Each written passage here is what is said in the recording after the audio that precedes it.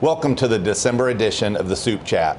I'm Dr. Shane Robbins, Superintendent of Dorchester School District 2, and today I'm pleased to be joined by DD2 Deputy Superintendent, Mr. Chad Daugherty, and Chief Academic Officer, Ms. Katie Barker. Today's discussion will revolve around the district performance on our most recent state report card. But before we jump into the discussion, I would like to provide some foundation for our discussion. The Education Accountability Act of 1988 placed South Carolina in the mainstream of education accountability reform. The EAA required the State Board of Education to establish specific standards in math, English, language arts, science, and social studies. Most recently in 2022, South Carolina's education accountability system began transitioning to a new value-added model for the student progress indicator on its school report cards. This new model, called the Added Value Growth Model, measures student achievement growth from year to year for the purposes of accountability. The Added Value Growth Model is a criterion reference value-added model that provides individualized growth targets for each student in grades 4 through 8 that, if met, would move them towards proficiency on the grade level standard and challenge them to continue to excel. So with all that being said, again, welcome Mr. Daugherty and Ms. Barker. Before we jump into the 23-24 report cards, can you guys just briefly talk about how this new accountability system is being addressed at DD2? Yeah, sure, Dr. Robbins. I think the big thing is Ms. Barker being the Chief Academic Officer and her team, we were able to sit down and look at our data, disaggregate that data with Mr. Thad Schmink, who is our data person, and we looked at all the data and we were coming up with a plan. And our first attack was to talk with our principals so they understand the data because the model has changed this year. Mm-hmm. So it's a new metric that our principals and our teachers are having to adjust and how our students are going to be evaluated. And so we did that first, and so we brought our principals in because, again, it addresses academic achievement and also addresses student growth in grades 3 through 8. And so we talked about that. And so talking with Ms. Barker, and she led to where we were meeting with every principal about data discussions. And so I'll kind of go in a little bit about with Ms. Barker and how she was able to talk about those data discussions and those data briefings with our principals. So. Yeah, so really interested. You know, we measure a lot in schools, but a lot of times we don't take that information and provide valuable feedback to make adjustments. Mm-hmm. Can you talk a little bit about what these data discussions look like monthly that we're having with our administrators and our teams? Sure, absolutely. So a lot of what we talk about with principals is data for their school. So a lot of the same data that goes into the school report card, but also for quarter 2, we're starting to talk more about common assessment data because that gives us those progress monitoring pieces that go into the end of year tests that lead to the school report card, but also MAP. And it's really about measuring growth, which you mentioned is significantly different this year, is that every student has a very different growth target. So we're talking with principals about how to ensure they are talking with their teachers and their teachers are talking with their students so that everybody is working towards a goal that is unique for each student, regardless of if it's a student that struggles academically or if it is an academically gifted student. They should still continue to all grow at a rate that is important for them. So you used a term MAP that some people might not be familiar with. Can you, either one of you, talk a little bit about MAP and how we utilize that with our Edmentum tools in our schools? Sure, absolutely. So measures of academic progress is what MAP stands for, and it is an assessment that we use in Dorchester too for reading and for math in kindergarten through 8th grade and some high school students. And students take it 3 times a year, and it gives them a prescribed growth target based on their age, their previous academic history, all of those things put together. So it's very unique for that student. And then on top of that, that MAP data feeds into the Edmentum suite, so Exact Path, courseware, and it gives them a prescribed learning path based on the specific needs that each student has. So it is completely differentiated for every single student in DD2. So when we talk about norm referenced versus criterion referenced accountability systems, that right there describes, I believe, what the state's trying to address with criterion-based assessments for our students. So it's individualized, and it's not simply just a year's worth of growth for a year's worth of instruction, but we're trying to, especially for those kids who are not at proficiency, we're trying to catch them up to make sure they eventually are at proficiency. Right, and the big thing is being prescriptive. I think now we're more prescriptive. Every student almost has an individual learning plan now, because now we're looking at growth. And so now what we have done now, we've met with principals, and the step 2 is now going into buildings. And so Mrs. Barker and her team and upper administration have gone into buildings and done building visits. We're looking at student engagement, looking at those tools, and we have seen a lot of progress from our teachers. They have done a phenomenal job this year of using those tools. Student engagement they're doing a great job of engaging our students. We're excited to see some of those, the benefits of what we've seen in the classroom, so we can't wait to see that. And so so then our next round, as Mrs. Barker was talking about, was our formative assessment. Right. We have the autopsy of the South Carolina report card. That's the autopsy, and now we're going to that formative assessment and using that data to drive their instruction in the classroom to hopefully see that student growth. Right. And so I know Katie can probably talk a little bit more about our next visits and about our common formative assessments, which are being used right now. Right. And I think that's important for people to understand that we have to evolve with the accountability's evolvement. And again, we want what's very best for our students. So do you want to talk about that a little bit? Sure. I think it's important to mention, although the student progress measure changed, ultimately, and we're adjusting to that change, it's ultimately what's best for kids, because it is the goal of that change is to move every single student in Dorchester to in the state of South Carolina closer to that grade level proficiency, which is what we want for them to be prepared for the future. But a part of what we're doing is using the common assessments, and it's really getting back to some of those basics that we know are best for kids, and that's working with our PLCs at each school, digging into the data, looking at specific questions, but also, most importantly, what action steps are we taking when we leave those debriefings so that teachers are equipped, whether it's resources, strategies, ideas for the differentiated table, all of those things that we can go back and ultimately get closer and closer to that grade level proficiency for every single student. So we're really hoping the input's going to provide us with some very great output. Well, thank you for that discussion. As we move into the 24 state report card, and we're just going to briefly go through this, and this is published on our website, the one thing that I'm always reminded of is when you're a great school district like we are, it's really difficult to climb to the mountaintop, but I share time and time again, you've heard me say this, that sometimes it's even more difficult to stay there. And so we don't want to rest on our laurels. We want to make sure that we're continuing to reimagine the things that we're doing so we can stay at the top of the things that we're doing. So with that being said, we are happy but not totally pleased with our report card ratings, because again, our goal is to be #1 in the state of South Carolina.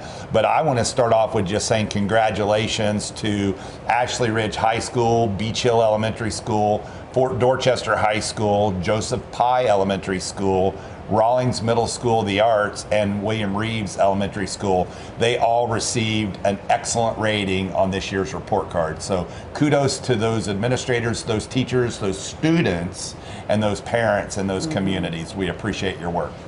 So overall, we had 10 schools that earned a good or overall rating. We had 7 schools that earned an average overall rating. We had 2 that were below average, but we know what some of those challenges were with their scores, and we're addressing them already. And we had 0 schools in DD2 that were unsatisfactory. So again, something that we're very proud of.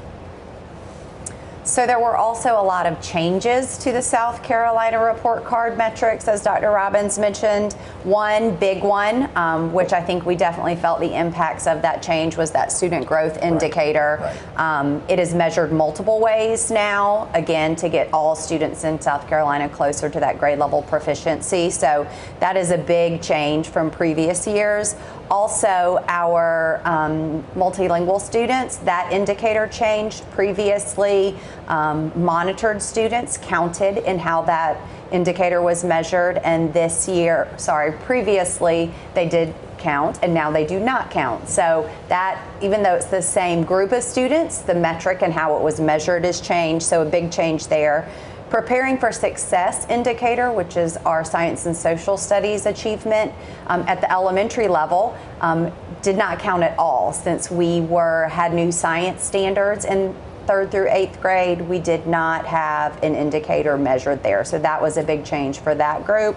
And then the high school student success indicator is a new indicator for our high schools. So some changes across the board at all levels in the school report card. You know, a couple of things that we're addressing, at least with the high school piece, if we could talk to, is the partnerships that we have with our Chamber of Commerce, our business community. Again, at the end of the day, it's you know, K through 12, and as they get to the 12th grade, you know, that's the final step as they go into whatever they're going to do the next step of life, and we want to prepare them to either be college or career ready. So maybe talk a little bit, Mr. Daugherty, about the high school success indicator and some of the partnerships we're working on or trying to expand in terms of meeting the needs of not only our employers in the community, but our graduating seniors. Yeah, absolutely. You know, with the Chamber of Commerce, you know, they provide us the avenues. You're looking at high wage, high demand. What are those high wage, high demand jobs? And so we try to address some of that in our programming. You know, we have the Dorchester County Career School. We also have a lot of our CTE classes that are getting our students ready to be employability skills. And so that's what we're excited about. Also, we have enlistment. You know, when we talk about enlistment, we're very fortunate at DD2 where we do have a lot of our JRTC programs in which we get our students prepared to be in the military. And then also we're looking at enrollment. You know, we have early college here at our high schools, and for students to be able to become early college and earn credits toward a 4-year degree. And also they can get credits for Trident Tech, which they can get associate's degree as well. So we're very excited about the opportunities our students have at the high school level. And then that translates into a high graduation rate because students now are more engaged. If you're engaged, you're going to have more success. And so that's what we're very excited about DD2 and the opportunities that we provide our students. And so, you know, all students have to take the EOCs. The new indicators, Mrs. Barker talked about the high school. For those who may not know what an EOC is. Yeah, and of course, assessment, which is in your language arts and your math, and also biology. But then also you're looking at that high school success indicator, and then we have a graduation rate, and then we also have, I'm trying to think of our last indicator. College and career college and career readiness, which I think we do an outstanding job here. And again, we're looking at ways to partner with Trident Tech to provide more dual credit opportunities for students. And also I know there's been a lot of talk about trying to add more CTE classes. Correct. So. Anything you want to add on that?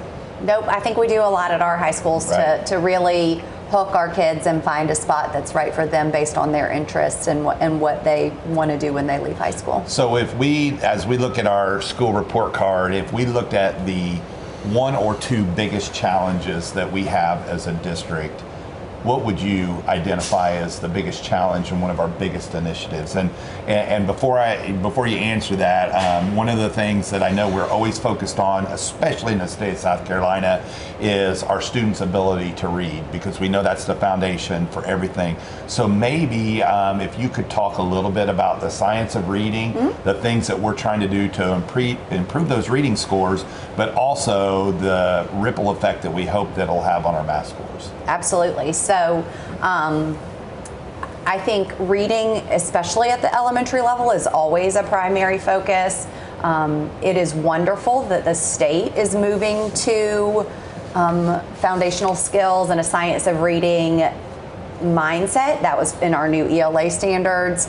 It's supported in the fact that the state is providing letters training for all kindergarten through third grade teachers across the state. And we know in DD2 we're in the middle of that right now, and that is a heavy lift, but also the impact that has on students in the classroom and those reading skills that our students are mastering is huge. So we are hopeful, and I want to say more than hopeful, even we are already seeing impacts in data, even though we have not completed all 2 years of letters training. We're already seeing carryover into classroom practice and how that supports students in the classroom. But to go back to your original question about, one of the biggest challenges, and it goes back to the same thing we've said a few times, is really that growth measure. And students that struggle to read early in their academic career tend to be behind academically across the board. So it's not just in reading, it impacts all content areas. So, and we do know in Dorchester too that, elementary, that is our main job, is to get them ready for middle, high school, and then after high school and the rest of their lives. And a lot of that rests on those reading skills for them to be successful in everything that they do. Right. Well, and again, I think one of the challenges that we have is developing, creating, and ensuring we have enough professional development time for our teachers so that they can embed those best practices in the classroom. We know our teachers have a lot on their plates right now, a lot of additional expectations, and so maybe talk just real quickly about some of the things we're doing with professional development. Kind of goes back to the first thing I mentioned, to try to prepare them to provide those best practices in the classroom, and maybe a couple things we're trying to do to maybe give them the gift of time to be able to do that. Yeah. So the PLCs are the vehicle that we're using to hopefully improve student achievement, especially with our teachers, that collaboration piece within grade level, so with subject matters. And so when we take those common formative assessments, if we have a teacher, let's say all three of us are teaching the same subject, and let's say Katie's class does very well on question 1, which is dealing with standard 1.1, and my students have done very well, so that we can say, Katie, how are you actually teaching that? And so we want to be able to really rely on some of our great teachers, because we have great teachers here in DD2. And so how are we going to be able to address that and then be able to take that information and put it in the classroom? And so those are some big things that we're using with our administrators. And I know Mrs. Barker's been working a lot with student coaching, or teacher-centered coaching, and where we're going to be able to help address our teachers in a non-threatening way. Right. A lot of times when you're trying to help teachers, sometimes as an administrator, they see that as a threatening way. Now with our PDCs, our professional development coaches, they can go in and do some teacher-centered coaching and help them. And it's not a gotcha. It's not reporting back to our teacher or our administrators. It's to help them grow. It's a partnership. Absolutely. It's a partnership. You mentioned PLC, and just for people who may not know what that acronym is, it's Professional Learning Communities. But you also talked about some of the best practices and how we can provide those to other teachers in the district. I will say that's one area where we're able to leverage technology, and we're starting to build a LOR, or a learning object repository, so that our teachers can go in and they can look at what a best practice for any given standard is. So a lot of innovative ideas. We have some great educators in our district, and so trying to take what they're doing and just spread it out across the entire district, I think, is really important for our students, and for our school district. So is there any other last things that you would like to share with the community and with those who are watching today?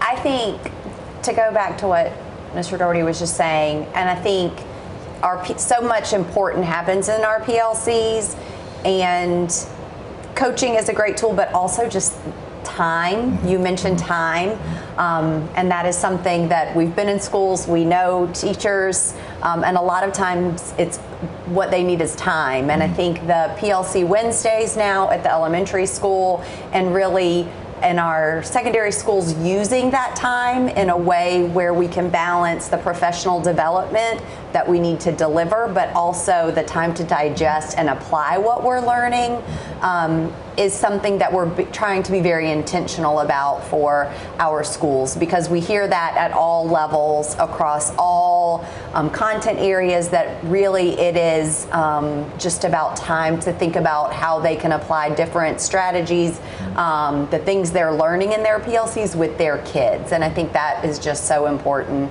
And I think we've said it already, you know, we are blessed with the best educators in Dorchester too. And I think just managing that time in a way where they can have time together, but also time that they really need to focus on what's best for the kids in their classroom is so important.